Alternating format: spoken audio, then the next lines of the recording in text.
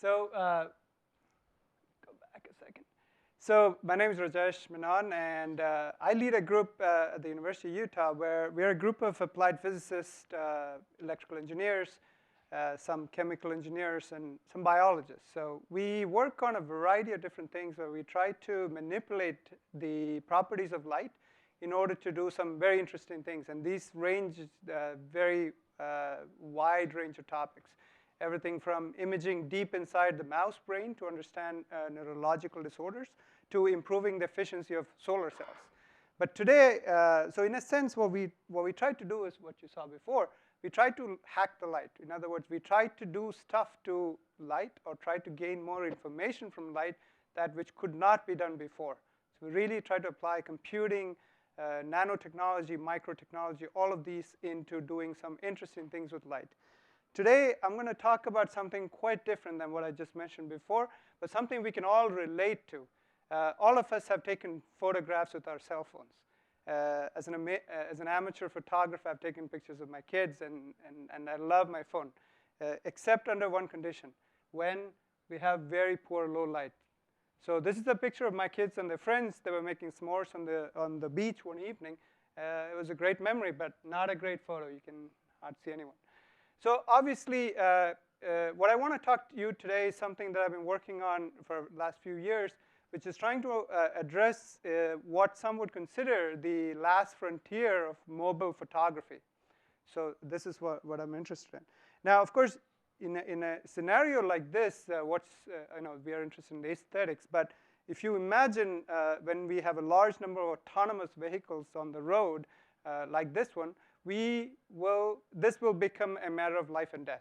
So you need to be able to realize if it's a small animal or a small child or whatever, right? So you need to be able to have very, very good vision under low light conditions. And you will also appreciate that when I say vision, I'm not talking about human vision here. It is a vision from an artificial intelligence or a computer. Okay, and I'll come back to that later on. So the photo I showed you before was taken with this iPhone.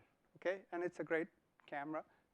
So if you look closely at what takes the picture, which is this is the camera, and if we try to understand what is going on inside it, and let me try to simplify it for those of you who are engineers and scientists, pardon me because I'm trying to simplify this a little bit. What's inside is called an image sensor. So it looks like this. It's a little chip if you open this up. Now, the chip essentially consists of what we call image sensor pixels. Now, you can think of these pixels as essentially little buckets which are collecting light. And they just collect light indiscriminately and then convert the collected light into digital signals. And this is what we see. This gets processed, and you see it on your computer, and so on and so forth. Sometimes you don't see it. It just goes to some kind of software, which I'll come back to later on. So what's really inside the sensor that is limiting the low light performance? Okay, and again, very, very simple physics here. So we have these sensor pixels, basically arrays of little buckets. They're tiny, they're microscopic, and those buckets determine the resolution of your image. And as I said before, these buckets essentially collect the light indiscriminately. They don't discriminate between the different colors of light. In order to discriminate between the different colors of light, you need to use what's called an absorptive color filter, which is named after Bryce Bayer. This was a technology that was invented at Kodak in 1974, and it has almost not been changed since then. We are trying to basically change that. As you can imagine, the problem with this is that when light comes in, only the red signal gives you a digital signal, whereas all the light that fell here is essentially wasted. So if you think about this, and the same thing happens for the green and the blue. So in a sense, 2/3 of the light that comes into the sensor is completely wasted. It doesn't even reach the sensor, so you don't actually see it. And this is a very, very fundamental problem. This is what we're trying to change. So we're doing what I call color imaging with no absorption of light, essentially using 100% of the light that comes through. And this has never been done before until very recently.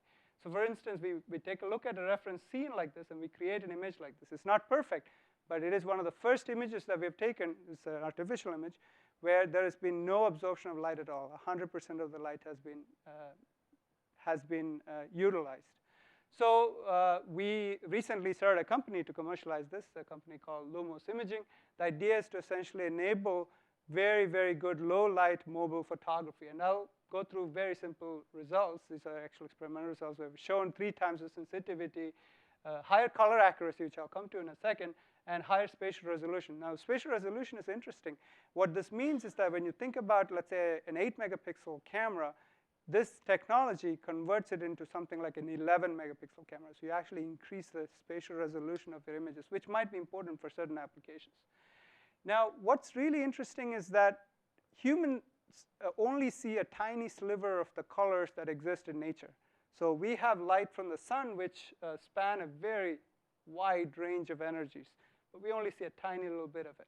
This technology that we are developing can see a much larger gamut than the human eye. And this becomes important for things like when you're trying to do ultra-secure biometrics. So if you want to pay for your coffee with your watch, you want to be absolutely sure it is you who's actually getting the coffee and not someone else, or paying for the coffee, I suppose. So we are also enabling what we refer to as ultra-secure biometrics, because we can look at ranges of colors which are outside the human perception. And that actually really increases the security of the transactions. So how does it work in a very, very simple approach? Instead of having an absorptive filter like I showed you before, we essentially have a piece of glass. And this piece of glass is patterned in a very, very specific fashion. And what happens is that when light comes in, it bends and distorts after it interacts with this piece of glass and creates a pattern. And this pattern, which is indicated by this blue line right there, is very dependent on the color. In other words, if I send in green light, it creates a slightly different pattern than the blue light, and so on and so forth. Red creates a slightly different pattern, and so on and so forth. In other words, what we are doing is we are taking color and converting it into a form of a QR code, a very unique QR code. And then we have software which essentially unjumbles this jumble of QR codes and calculates what the color is. So this is a very good example of a calculation or software working in tandem with some interesting physics to give you more information than you could have otherwise achieved. Very simple idea, but potentially very powerful idea. So this is, in a sense, also as a quintessential example of a platform technology, because you can take this concept and apply in very different fields. So I already talked to you briefly about biometrics, because you can actually look at it in many, many different colors outside the human perception, so you get much more information. We are currently working with some companies to implement it in 3D and depth cameras. Of course, one which I'm most interested in is also driver assistance. So you can imagine when you have cameras on your cars, those cameras are almost never seen by a human eye. They almost always go into some kind of algorithm. So this technology gives you a lot more information for the algorithm to process with. And of course, what we're working on most nowadays is on low-light photography. So I want to end here with a bit of a general statement. For the last 100 years or so, we have basically designed cameras and imaging systems with a human eye in mind. Okay? But if you really think about it nowadays, more images will be seen not by human beings, but by computers or not artificial intelligence. And this is true today. To a large extent, it will be more true as we go forward. So we really need to start rethinking the way we design cameras. So in a few examples, of course, Google showed that you can apply deep learning to essentially teach a computer the concept of a cat by just looking at a whole bunch of YouTube videos, which is incredible if you think about it. And of course, all of us expect the drones to be delivering our packages from Amazon any day now. So in almost all these cases, you would never expect a human being to be able to look at these cameras. So I'm trying to, there is a movement that I'm also part of, where we're really thinking about redesigning optical systems, not from a paradigm of a human being, but from a paradigm of a computer. So and this field is a very growing, large field we refer to as computational optics, and that's where I end.